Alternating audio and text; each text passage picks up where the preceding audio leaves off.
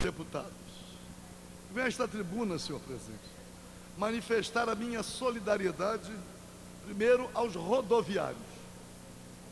Não é possível que a representação sindical dos rodoviários tenha acolhido um reajuste que atende muito mais ao setor patronal do que a própria categoria representada. Vivemos uma fase, senhor presidente, em que, em muitas oportunidades, a representação sindical não ouve a categoria e realiza acordos contrariando não apenas a expectativa, mas contrariando o direito. Os rodoviários cumprem uma tarefa importantíssima e vemos o efeito da paralisação quando muitas pessoas, mas muitas, permanecem esperando ônibus nos diversos pontos na cidade. Não podem chegar a seus locais de trabalho. Os trabalhadores ficam assustados ante a possibilidade até da perda de emprego. Constatei hoje de manhã que praticamente todos os supermercados não abriram suas portas, porque não é possível começar a funcionar sem a presença da quase totalidade dos trabalhadores. Então é preciso que a direção sindical respeite a deliberação da categoria e represente junto aos patrões a reivindicação da categoria e não acordos feitos, como aconteceu com os garis, acordos que exasperam os ânimos e distanciam a direção sindical dos próprios representados. Por outro lado, senhor presidente, os rodoviários também reivindicam o fim da dupla função, dirigir e cobrar. São muitos acidentes. O motorista tem que se dedicar exclusivamente ao ato de dirigir para a segurança dele e do próprio transportado. O cobrador não cobra somente, ele é um auxiliar do motorista. Auxiliar para dizer o momento da partida, porque todos os passageiros já embarcaram ou desembarcaram. Dar informações aos passageiros. O auxiliar do motorista tem uma tarefa muito grande e não pode o motorista acumular esse trabalho, porque ele próprio perde a condição de dirigir. Tem a perda dos postos de trabalho. Então esta reivindicação reiterada precisa ser atendida. E já tramita nesta casa, senhor presidente, um projeto de lei que restabelece a função do auxiliar do motorista.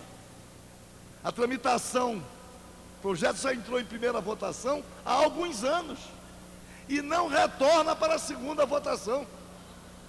Já inclusive busquei a proteção do judiciário, que estranhamente manifestou o entendimento de que esta questão era uma questão interna corporis.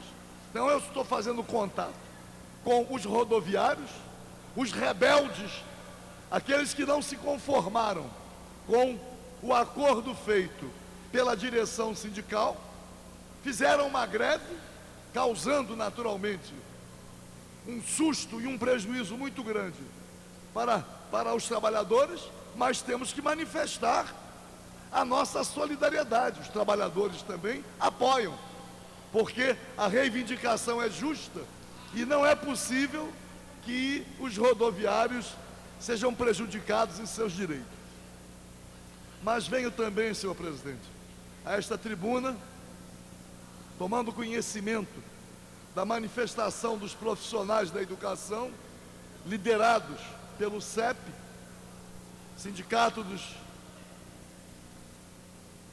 sindicato que reúne não só professores, mas também o pessoal administrativo,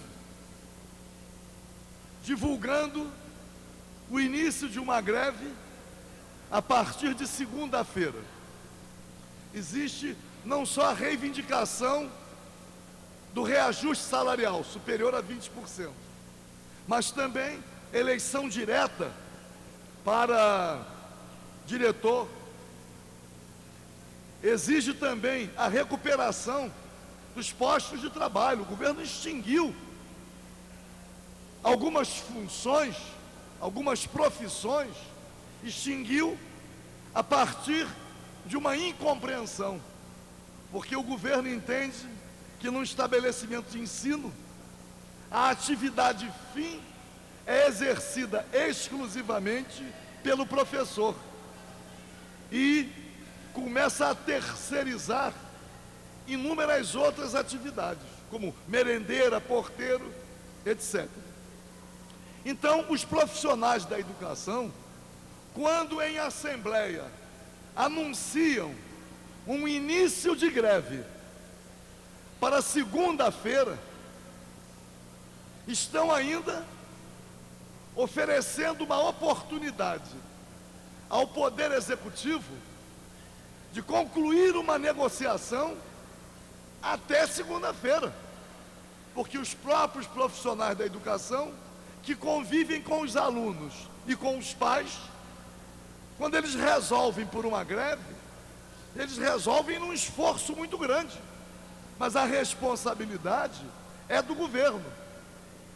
No ano passado, todos nós acompanhamos, em vista da intransigência do governo e na impossibilidade de qualquer mediação política aqui no estado do Rio de Janeiro, o Supremo Tribunal Federal, através do ministro Luiz Fux, fez uma espécie de audiência pública, convidando o CEP, os representantes, e convocando o governo, que se recusava a uma negociação responsável. E os acordos feitos junto ao ministro no Supremo Tribunal Federal não estão sendo cumpridos. O governo já não cumpre os compromissos assumidos pelo governador Sérgio Cabral, quando candidato à primeira eleição. No expediente inicial, o deputado Conte Bittencourt trouxe a cópia do documento, com os compromissos assumidos pelo então candidato Sérgio Cabral. E agora, passados tantos anos, sem o cumprimento de tudo aquilo que foi prometido, os profissionais da educação, ainda vítimas de outras ações do governo, não encontraram outro caminho senão mais uma greve, a partir de segunda-feira. Então, além do apoio, da solidariedade, é de se esperar que o Poder Executivo possa encontrar uma saída, atendendo às reivindicações até segunda-feira, para que alunos e pais e também os profissionais da educação não sejam mais uma vez penalizados. A minha solidariedade, o meu apoio e esta afirmação: um governo responsável cuida de resolver os problemas antes que o servidor tenha que ir às últimas consequências. Muito obrigado, senhor presidente.